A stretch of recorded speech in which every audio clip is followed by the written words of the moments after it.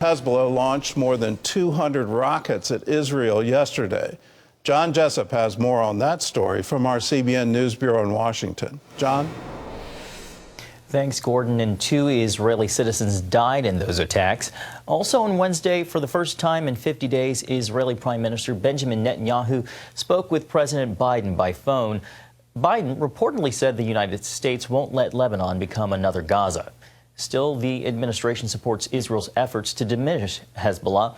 The State Department points out that the terror group has violated a UN resolution for nearly 2 decades. Hezbollah was supposed to put down its arms, and it was supposed to withdraw beyond the Litani River. And over the 18 years since that resolution was implemented, they refused to do either of those things. Meanwhile, in Gaza, Hamas leader Yahya Sinwar is once again seeking guarantees for his own life. Jewish News Syndicate reports he's exploring the possibility of receiving immunity in any ceasefire for hostages deal. Well, during this week of remembrance, Israel is still reeling from October 7th. The ideological roots of Hamas's massacre are found inside the group's charter. As CBN's Dale Hurd explains, the document is the terror group's blueprint for the ultimate destruction of Israel. No one who has read the Hamas Charter should be surprised by the slaughter that took place October 7. Created at the terror group's founding, it states that Israel will exist and will continue to exist until Islam will obliterate it. Genocide of Jews. Jonathan Conricus is a former IDF spokesman and a senior fellow at the Foundation for Defense of Democracies. The Hamas Charter is a charter to perform genocide against Israelis and to annihilate the state of Israel as we know it. It's full of references to the destruction of Israel. Hillel Frisch is a senior researcher at the Jerusalem Institute for Security and Strategy. The document has one very specific purpose, and that is to call for the destruction of the state of Israel, to organize all Muslims for that purpose, and create a military terrorist force. An offshoot of Egypt's Muslim Brotherhood, the name Hamas is an Arabic acronym for Islamic Resistance Movement. Its original charter reads like something written in Nazi Germany. Article 22 says of Jews, with their money they took control of the world media, news agencies, the press, publishing houses, broadcasting stations, and others. The document blames Jews for the French and Communist revolutions, World Wars I and II, and states Jews created the United Nations to enable them to rule the world. There is no war going on anywhere, the document reads, without having Jews' finger in it. The charter even blames Jews for the creation of the Rotary and Lions clubs, which Hamas apparently sees as sinister forces. The document also quotes from the Quran and from a Muslim hadith. The day of judgment will not come about until Muslims fight Jews and kill them. Then the Jews will hide behind rocks and trees, and the rocks and trees will cry out, "O Muslim, there is a Jew hiding behind me. Come and kill him."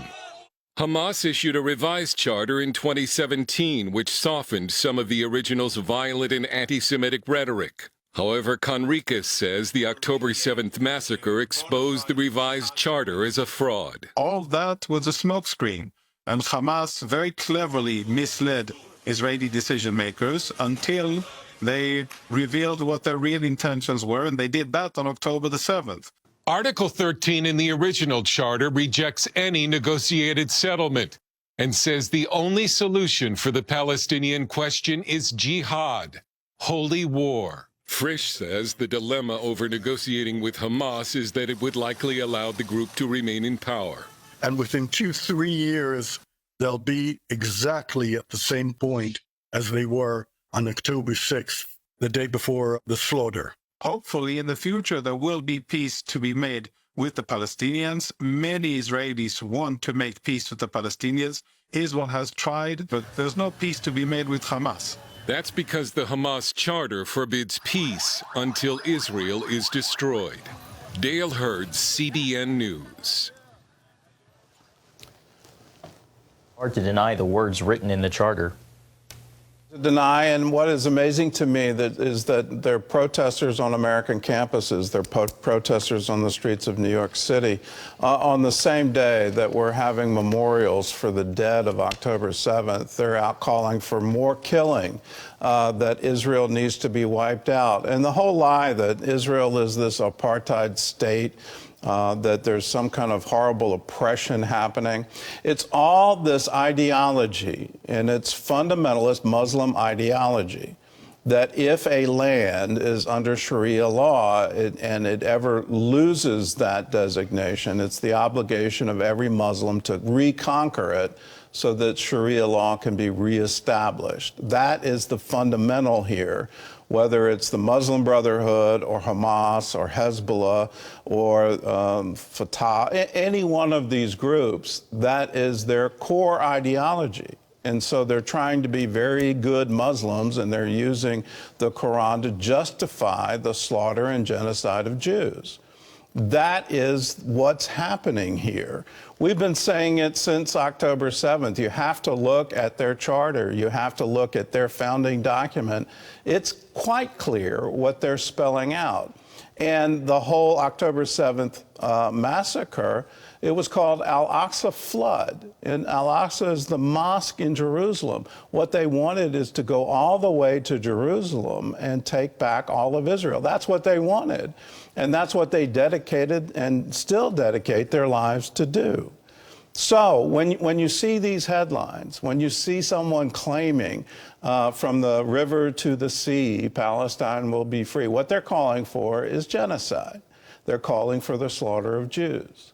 When the UN says Israel can't ban UNRWA, if they do, there'll be drastic consequences. Well, UNRWA should be designated a terrorist organization. Employees of UNRWA were part of October 7th. UNRWA funds went into this ideological training at every single one of the schools. The Hamas headquarters were based in the basement of UNRWA buildings. All of this done with our taxpayer money. Let's stop this fiction that somehow or other you can negotiate with that. The answer is no. They themselves say we can't negotiate with you. We're only dedicated to wiping you out. So let's learn from Hezbollah. Here there was a negotiated settlement. They supposedly agreed to withdraw to a geographical point that would have a buffer zone that would be overseen by the UN. None of that happened. They violated that treaty on the first day. And so today you have 200 rockets pouring into Israel from Hezbollah. And still you have world leaders saying, well, we need to have a ceasefire immediately. Well, Hezbollah isn't about to cease fire. And you can't expect Israel to just sit there and take it. They have to respond. They have to meet these threats head on and say, not in our lifetime. We have vowed never again. The entire world did that after World War II.